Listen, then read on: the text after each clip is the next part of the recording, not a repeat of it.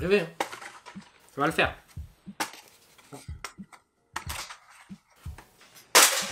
Ça va le faire, ça va le faire, ça va le faire. Je veux mon intro nul. Non. Je le fais mal ou... Bref. Salut. On va le faire comme ça, sinon ça ira jamais. Vous avez aimé ce concept et moi j'avoue, c'est vrai, j'adore le faire. On appelle ça des manfras, ou encore des global mangas, et plus récemment j'ai appris ce terme, des webtoons. Aujourd'hui on revient donc avec mon concept 4 auteurs de mangas inconnus. Je rappelle donc ce concept pour les nouveaux, en général je vagabonde sur les réseaux, sur les plateformes de partage d'histoires et tout ça, d'auteurs amateurs, j'en déniche quelques-uns, je lis leurs histoires, j'essaie de contacter les auteurs, et ensuite du coup j'en fais une vidéo. Et aujourd'hui j'avoue, j'ai trouvé 4 auteurs qui m'ont agréablement surpris. Donc c'est parti pour 4 auteurs de mangas inconnus. Shoujo Boy, l'élève inconnu. Je suis dessiné par Lizzie, la dessinatrice du manga que je vais présenter. En voyant le dessin, je vous avoue, je me suis dit qu'il était ouf. Il y avait du détail, hein, elle n'a pas oublié de me faire ma petite barbe virile que j'adore. Ma casquette, mes cheveux dégueulasses qui montrent, hein, même en dessin, que je dois aller chez le coiffeur très rapidement. Réalisé par Lizzie Art au dessin et Just Louis au scénario, l'œuvre dont je vais vous parler aujourd'hui, je l'ai trouvée sur Manga Draft. En gros, sur Manga Draft, il y a eu un concours il n'y a pas longtemps où le principe, en gros, c'était de cacher l'un des visages des personnages. En gros, on ne doit pas avoir son visage sous n'importe quelle forme. Il peut avoir des bandages, un sac poubelle sur la tête et tout ça. Et je suis tombé sur cette histoire et je me suis dit qu'elle était cool. D'ailleurs, pour tout vous dire, je les ai même contactés avant les résultats du concours. Pour vous dire à quel point je ne m'étais pas trompé sur leur œuvre, c'est qu'en fait, ils ont eu le prix du public. Et ça, c'est beau. Voilà, ça me fait dire que j'ai pas forcément que des avis de merde. 3 élèves remarquent qu'il y a une étrange personne au loin et il semble qu'ils ne l'aient jamais vue. Ils décidèrent donc de le suivre afin de découvrir son identité. La seule particularité qu'on a retenue de ce dernier, c'est qu'il a un casque noir. Les indices sont déjà très minces. Ok les gars, on cherche un mec avec un casque noir. Je répète, un mec avec un casque noir. Ils vont donc le suivre dans les couloirs, mais malencontreusement un tas de feuilles s'envole devant lui juste au moment où il se retourne, ce qui fait qu'on n'aperçoit pas son visage. Et apparemment il semble avoir le visage d'un ange. Un peu comme moi, non? L'un des protagonistes va donc insister afin de poursuivre la filature. Et ils vont finir par pouvoir lui parler en face à face et donc voir son visage. Et d'après lui, il est victime d'une malédiction. Tout a commencé en primaire, lors de la photo de classe, et depuis, ça continue. Quand quelqu'un essaye de faire une photo avec lui et qu'on essaye de le voir quelque part, en fait, il se passe toujours quelque chose, un drame, il éternue ou quoi qu'est-ce, ce qui fait qu'en fait, on ne voit jamais son visage et à chaque fois, bah du coup, sur les photos, il a une sale gueule. Je ne vais pas vous révéler tout ce qui se passe et comment on en arrive jusque là. Je vais vous laisser le plaisir de le découvrir par vous-même. Parce que les petits moments où du coup on voit pas son visage, parce que bien évidemment il n'y a pas que ceux que je vous ai énumérés, mais du coup je trouve ces moments assez bien trouvés, assez drôles, assez cocasses. Et donc, non, franchement, ça a été un réel plaisir que de découvrir cette histoire. Il faut soutenir les auteurs de mangas français, et c'est pour ça qu'il y a aussi leur lien Manga Draft dans la description, Instagram également, comme ça vous pouvez les follow sur Manga Draft et Instagram. Un scénario donc bien pensé, bien ficelé. Drôle, avec de bons twists, ce qui m'a donc amené à penser que ce manga, que cette histoire avait un petit potentiel, avait quelque chose, un petit truc en plus, qui faisait qu'en fait, si, il fallait en parler, il fallait que les gens le découvrent, et leur travail, je le trouve vraiment bon. Graphiquement, c'est vraiment très beau. Lizzie a un style à elle très shoujo et très shonen en même temps. Je sais pas, c'est un subtil mélange des deux que j'aime beaucoup et que je trouve très harmonieux, qui sublime l'histoire quelque part. Un style de dessin donc très manga au final, hein, malgré que ce soit une autrice française. Son style est assez japonais. Un très beau mélange donc entre ces deux auteurs qu'il va falloir suivre de très près. C'est moi qui le dis, c'est mon avis. Après, vous me faites confiance ou non, c'est à vous de voir. Mais déjà, comme ils ont le prix du public, c'est que je me suis pas trompé déjà, au moins pour eux. On va enchaîner avec l'histoire suivante. Dreamers. Salut, c'est Mangavi, dessiné par Charles.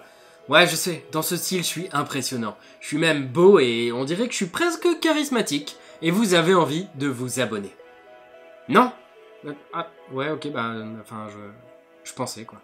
Dreamers est un one-shot d'une 40aine de pages, qui a été publié au Japon aux côtés de One Piece, My Hero Academia ou encore The Promised Neverland. Déjà rien que ça envoie du lourd. Il a donc été réalisé par Charles, un auteur qu'il va vraiment falloir suivre de très près, et vous comprendrez pourquoi quand je vous expliquerai tout ce qu'il a fait en fait. Ah oui, clairement, moi je cherche, je vagabonde partout sur les réseaux, sur Insta, sur Twitter, sur Facebook, où des gens me suivent, me follow, quand je vois que ça dessine, je regarde ce qu'ils font. J'ai une liste déjà de prête avec des auteurs dont j'ai envie de parler, mais c'est 4 à 4, ce qui est déjà beaucoup, mais certains ne les connaissent pas, et c'est pour ça que j'aime ce concept et que j'aime parler d'eux.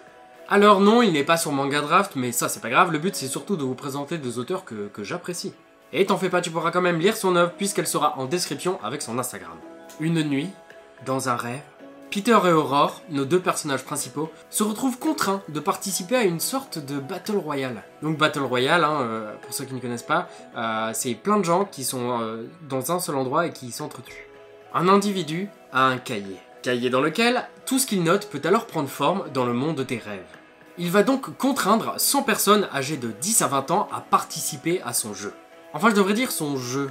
Ils ont tous besoin d'argent, qu'ils pourront garder s'ils survivent à cette nuit, et absolument tous les participants souffrent dans le monde réel d'un handicap. La moitié des participants se verra attribuer une sphère contenant un pouvoir, et l'autre moitié des participants, qui n'aura alors pas de pouvoir, recevra au-dessus de sa tête une grosse somme d'argent. Peter aura le pouvoir de rendre une des parties de son corps 100 fois plus forte, à condition qu'il énumère quelle partie du corps il souhaite rendre plus fort à ce moment-là. Quant à Aurore, elle a le symbole 10 000 au-dessus d'elle, ce qui montre qu'elle va avoir 10 000 € si elle se réveille. Ce qui est cool. Ils tomberont contre de puissants adversaires, en même temps sinon c'est pas marrant. Ils vont s'en prendre plein la gueule, et le favori de cette nuit, qui a un pouvoir plutôt cool, bah il va pas y aller de main morte avec eux. Ils seront amenés à faire des choix difficiles. L'argent est très important pour eux, car je le rappelle, tous les participants souffrent d'un handicap qu'ils souhaitent soigner. Mais bien évidemment, comme on le dit, il n'y a pas que l'argent qui compte dans la vie. La fin de ce one-shot, du coup d'une quarantaine de pages, était vraiment très intéressante et j'ai vraiment aimé cette conclusion. Scénaristiquement donc, c'était vraiment surprenant. De bons twists, des enjeux avec des choix assez difficiles, un concept assez sympa qui bien évidemment peut faire penser à Dreamland pour le côté on est dans les rêves, on a des pouvoirs, il se passe des choses, et en même temps Death Note pour le côté j'ai un cahier, j'écris des trucs et ça va se passer. Mais le concept en soi était vraiment bien amené, assez original en fin de compte parce que c'est pas un plagiat de Dreamland ou de Death Note ou de quoi qu'est-ce. Concept donc très intéressant puisqu'il peut se passer absolument tout et n'importe quoi puisque je le rappelle nous sommes dans le monde des rêves. Donc tout est possible et tout peut arriver et c'est pour ça que vraiment cette histoire m'a plu parce qu'en fin de compte l'auteur peut avoir une énorme liberté si jamais il souhaite adapter ça en série ou autre, je ne sais pas. Graphiquement c'est assez sympa, son univers est très bien travaillé, les décors sont très riches, c'est complet, il y a de la végétation partout, il y a de très bonnes idées avec une forêt. Bon, je veux pas tout vous raconter, c'est cool de le découvrir par vous-même, mais vraiment, tu sens qu'il a énormément d'idées qu'il peut exploiter et qu'il exploite avec intelligence, et donc c'était vraiment un plaisir de découvrir ton histoire, Charles, et c'est un plaisir aussi d'en parler. Les personnages se développent assez bien tout au long de ces 40 pages, il y a une avancée au niveau 2 de leur caractère et de leurs idéaux dans la vie, et non, franchement, c'était une très belle surprise. Donc, lien de son Insta et de son histoire en description, et j'espère que ça vous plaira. On va passer à l'auteur suivant. Legacy of Solaria. Salut, c'est Mangavi. Bon, les auteurs ont voulu être vraiment sympas avec moi, parce que si vous regardez bien, j'ai un max de muscles déjà. Alors qu'en vrai, j'en ai pas tant que ça. J'en ai. Réalisé par Baron Vermeil au scénario et Tech Terry au dessin. Dans des temps ancestraux, un immense dragon créa par sa volonté, au sein d'un immense univers, un monde. Un monde où la vie émergera et fut baptisé en hommage à son créateur, Solaria. Dans la grande cité animée de Mouspelia, dans une arène, de jeunes combattants s'entraînent, mais tous, bien évidemment, ne sont pas au niveau de certains ou certaines. Ferram entre en scène, et moi je vous le dis, ça va chier. Et également, elle est digne de devenir la reine de la badassitude. Mais Mana arrive et elles feront alors jeu égal. Jusqu'à ce que Fera, sur le point de gagner, se fit stopper net par leur maître. Mais d'un coup, genre stop. Ah, la frustration. Alors qu'elle avait jamais gagné et que l'autre avait gagné plus de 200 fois. Merde. Ah, je suis énervé pour elle. Elles sont sur le point de passer d'ici peu l'examen afin de devenir chevalier dragon. Et c'est tant mieux, car au dehors de la cité, une menace semble commencer à prendre forme et grandir de manière terrifiante. Graphiquement, le manga est vraiment très original, car graphiquement ce titre tire quand même un peu plus de la BD franco-belge que du manga. Mais je trouve le résultat très intéressant et j'aime vraiment beaucoup ce style de manga qui dégage quand même quelque chose d'assez fort. C'est original et bien travaillé. D'ailleurs voilà, ils ont été super sympas avec moi, voici quelques illustrations qu'ils mettront bientôt à disposition pour tout le monde, mais que je vous fais découvrir en avant-première. Je sais, c'est magnifique. Ce manga évolue donc dans un monde d'heroic fantasy, chose que j'adore. Monde qui sera donc, je l'espère, rempli d'aventures et que j'ai vraiment hâte de lire et de découvrir. J'ai hâte de suivre l'évolution des personnages et je sais que les deux auteurs travaillent d'arrache-pied sur la suite des pages et j'ai hâte de les lire et de potentiellement en parler sur Instagram ou que sais-je encore. Et secrètement, je vous le dites à personne, mais j'espère qu'on va bien se foutre sur la gueule dans la suite des pages. Et que l'histoire va devenir vraiment sombre parce que moi, je vous le dis, voilà. Je veux du sang. C'était mon côté orc dans Warcraft ou ce que vous voulez. Une histoire que je vous conseille donc, que je trouve très intrigante et qu'il va sûrement falloir suivre de très près. Je vous ai mis le lien en description comme d'habitude, donc n'hésitez pas à aller cliquer, à lire et à me donner vos impressions sur cette histoire. J'espère que ça vous plaira. Je sais pas pourquoi je chuchote, mais auteur suivant. Génération Y.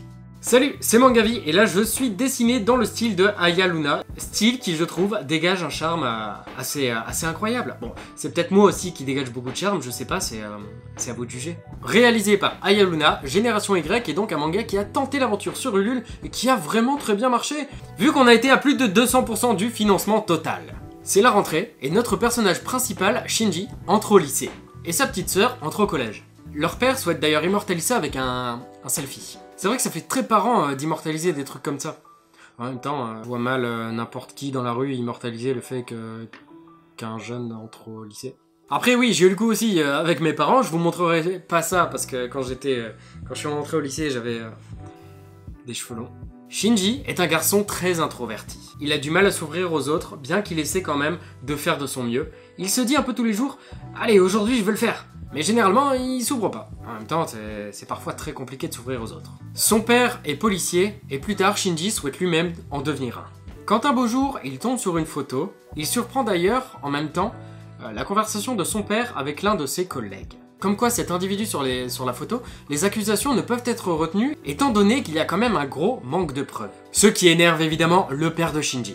Un matin, alors que Shinji se rendait alors au lycée et que déjà il était en retard, en longeant un mur dans la cour, il entend une voix de quelqu'un qui lui demande s'il n'y a pas un surveillant dans le coin parce que cet individu ne veut pas se prendre de billets de retard. On a tous connu ce fameux billet de retard où le surveillant t'interpelle alors que tu étais pourtant parti de chez toi à l'heure et qu'en rentrant au soir tu dois le faire signer et inventer un prétexte à tes parents parce que en vérité t'as fait autre chose avant d'aller en cours. Non? Moi j'avoue des fois je fais des bêtises. Papa, si tu regardes la vidéo, j'étais un élève modèle. L'élève va donc passer au-dessus du mur et quelle coïncidence, il s'avère que c'est la personne que Shinji a vue en photo.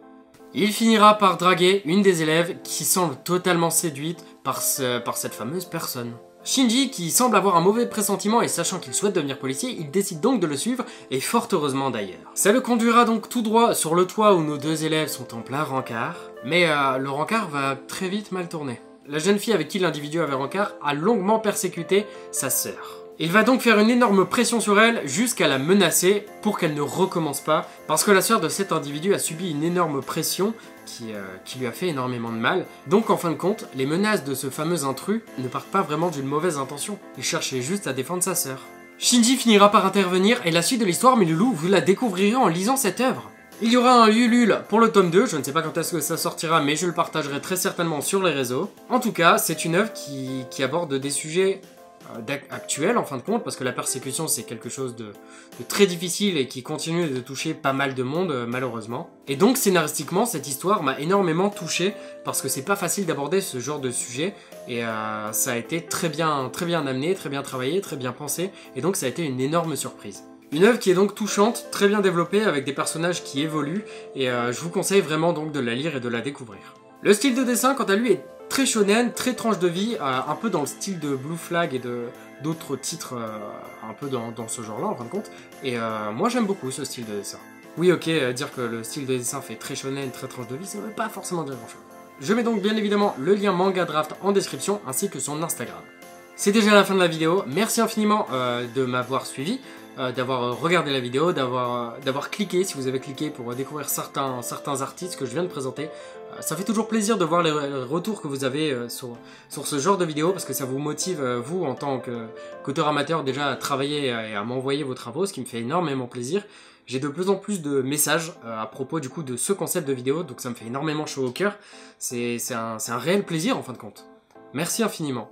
à l'heure où vous regardez cette vidéo, je suis sur Paris en train de tourner des vidéos qui, je l'espère, vous intéresseront et qui, en tout cas, moi, me rendent fou. Vous me donnez énormément de force et grâce à vous, je peux mettre en place de plus en plus de projets qui demandent beaucoup de temps, de travail et tout ça. Et merci. Merci, sans vous, j'en serais pas là. C'est fou. C'est fou parce qu'il y a quelques temps, je me serais jamais dit que j'en serais là, actuellement. Donc merci infiniment. Merci à vous tous de suivre mon travail.